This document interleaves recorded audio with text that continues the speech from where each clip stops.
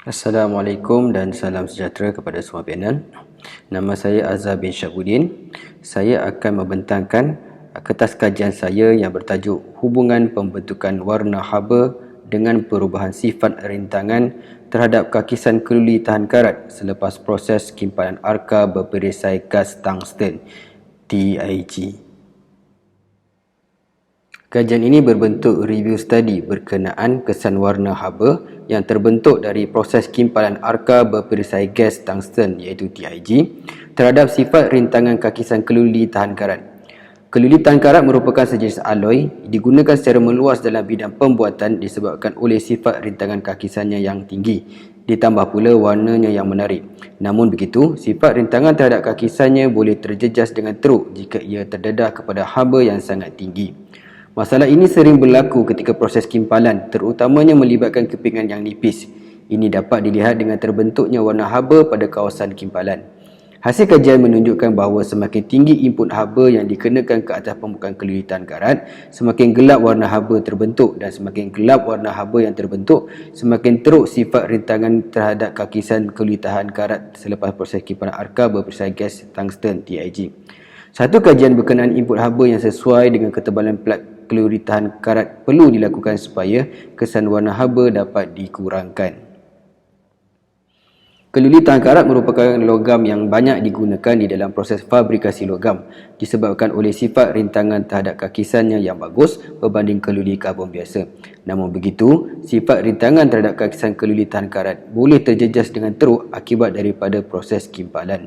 Kebiasaannya masalah ini berlaku disebabkan oleh prosedur kimpalan yang tidak sesuai dengan sifat keluli tahan karat dan mikrostrukturnya.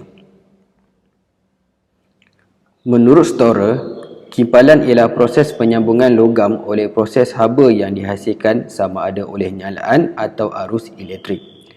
Terdapat tiga jenis kimpalan arka yang utama iaitu kimpalan arka berperisai logam SMAW, kimpalan arka berperisai gas logam GMAW ataupun MIG dan kimpalan arka berperisai gas tungsten iaitu GTAW ataupun TIG.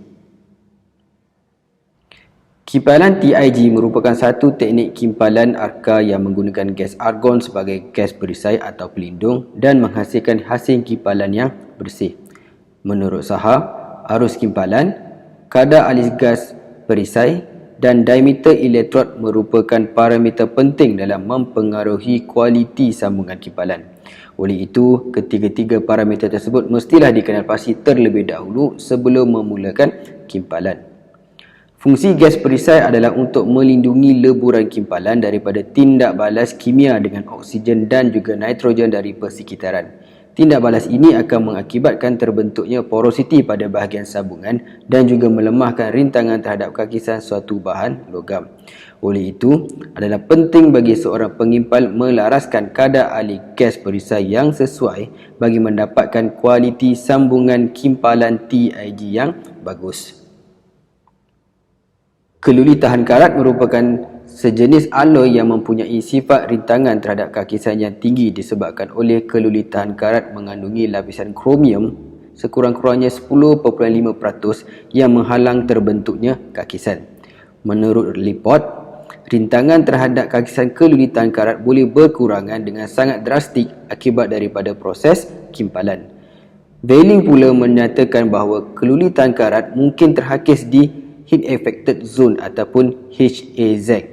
Haba yang melampau membawa kepada pemendakan kromium karbida berhampiran sepadan hablo yang menyebabkan kandungan kromium keluli tahan karat berkurangan sehingga di bawah 10.5%. Kakisan lubang ataupun pitting corrosion meningkat akibat proses mengimpal, maka pemilihan parameter kimpalan adalah sangat penting. Ini dinyatakan oleh Kemeny pada tahun 2022.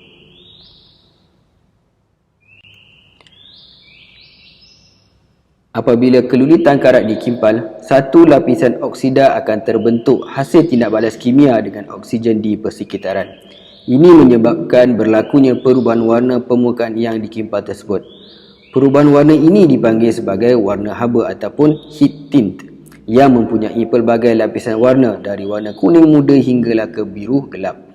Apabila kelulitan karat ini terdedah kepada haba yang sangat tinggi, lapisan kromium oksida yang tebal akan terbentuk dan ini menjadikan rintangan terhadap kakisan kelulitan karat semakin lemah akibat daripada kandungan kromium yang berkurangan ketika proses kimpalan dilakukan.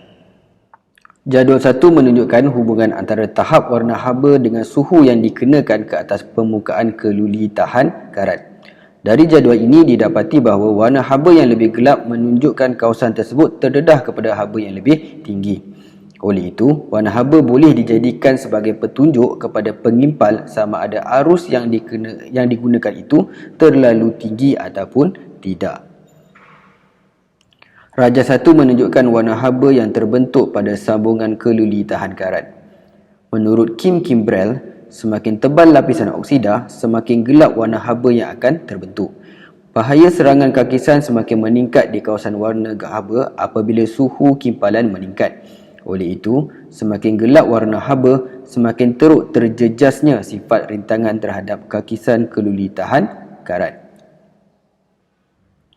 Jadual 2 menunjukkan kesan kimpalan terhadap rintangan kakisan pada sambungan keluli tahan karat UNS S31726.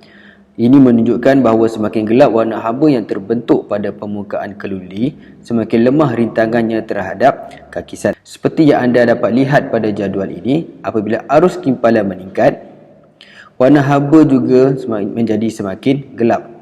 Semakin tinggi arus kimpalan, semakin tinggi suhu dikenakan ke atas keluli tahan karat. Serangan kakisan semakin meningkat apabila suhu kimpalan yang dikenakan semakin tinggi. Ini menunjukkan sifat rintangan terhadap kakisan keluli semakin lemah jika terdedah kepada suhu yang terlampau tinggi. Kesimpulannya, kajian ini membuktikan bahawa pembentukan warna haba boleh menjejaskan sifat rintangan terhadap kakisan keluli tahan karat selepas proses kimpalan TIG. Sifat rintangan terhadap kakisan keluli tahan karat semakin lemah kerana terbentuknya lapisan oksida pada permukaan keluli di mana kandungan kromiumnya semakin berkurangan. Sifat ini semakin terjejas teruk jika warna haba yang terbentuk semakin gelap. Pembentukan warna haba yang semakin gelap ini pula dipengaruhi oleh faktor haba yang dikenakan ke atas permukaan keluli tahan karat. Oleh itu, satu kajian berkenaan input haba yang sesuai dengan ketebalan plat keluli tahan karat perlu dilakukan supaya kesan warna dapat dikurangkan. Sekian sahaja pembentangan daripada saya. Terima kasih.